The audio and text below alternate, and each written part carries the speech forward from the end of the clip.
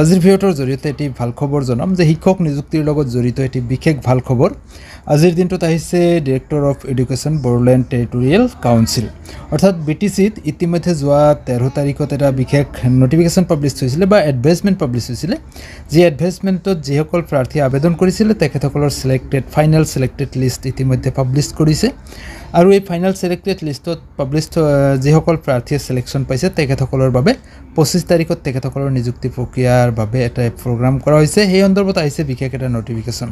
তো এই নোটিফিকেশ্যনৰ ওপৰত বিশেষ আলোচনা কৰিম। প্ৰথমৰ পৰা শেষলৈ ভিডিঅ'টো চাই যাব আৰু চেনেলটোত নতুনকৈ আহিলে নিশ্চয় ছাবস্ক্ৰাইব কৰি ৰাখিব, কাৰণ শিক্ষামূলক চাকৰি সম্বন্ধীয় আৰু বিভিন্ন বাবদবিলাক এই চেনেলৰ জৰিয়তে আপোনালোকৰ মাজলৈ তুলি ধৰাৰ চেষ্টা কৰা হয়।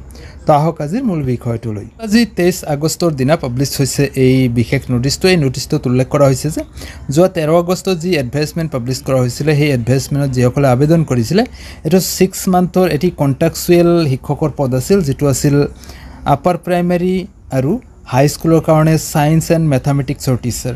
ইয়াত কিন্তু দুটা বিভাগতে আছিল, ছায়েন্স আৰু মেথামেটিক্স টিচাৰ, আপাৰ প্ৰাইমেৰী আৰু হাই স্কুল লেভেলৰ। তো ইয়াতে আবেদন কৰা প্ৰাৰ্থীসকলৰ বাবে মানে যিসকলে আবেদন কৰিছিলে সিলেক্টেড হোৱা প্ৰাৰ্থীখিনিৰ এয়া চাওক তালিকা দিছে কেটেগৰী ৱাইজ। তো আপুনি যদি আবেদন কৰিছিলে নিশ্চয় এই তালিকাত আপোনাৰ নামটো বিচাৰি পাব লাগিব আৰু ইয়াতে উল্লেখ কৰা মতে মাৰ্কৰ ছিষ্টেমো দিয়া হৈছে। গোটেইখিনি চাই পেলাই যদি আপুনি সিলেক্টেড হৈছে তেনেহ'লে নিশ্চয় আপুনি সেই সময়মতে যিটো লোকেশ্যন দিয়া হৈছে আমি আপোনালোকক দেখুৱাম যে নোটিছটোত আচলতে উল্লেখ কৰা মতে যিটো লোকেশ্যন আছিলে লোকেশ্যনটো দিয়া হৈছিলে যে বড়োফা যিটো কালচাৰেল কমপ্লেক্স আছে তাতে আপোনালোকে গৈ পেলাই আপোনালোকৰ যিটো এপইণ্টমেণ্টৰ কাৰণে যিটো মানে প্ৰক্ৰিয়া পাতিছে, প্ৰগ্ৰাম যিটো পাতিছে সেই প্ৰগ্ৰামত গৈ পেলাই আপোনালোকে এপইণ্টমেণ্টখিনি ল'ব পাৰিব।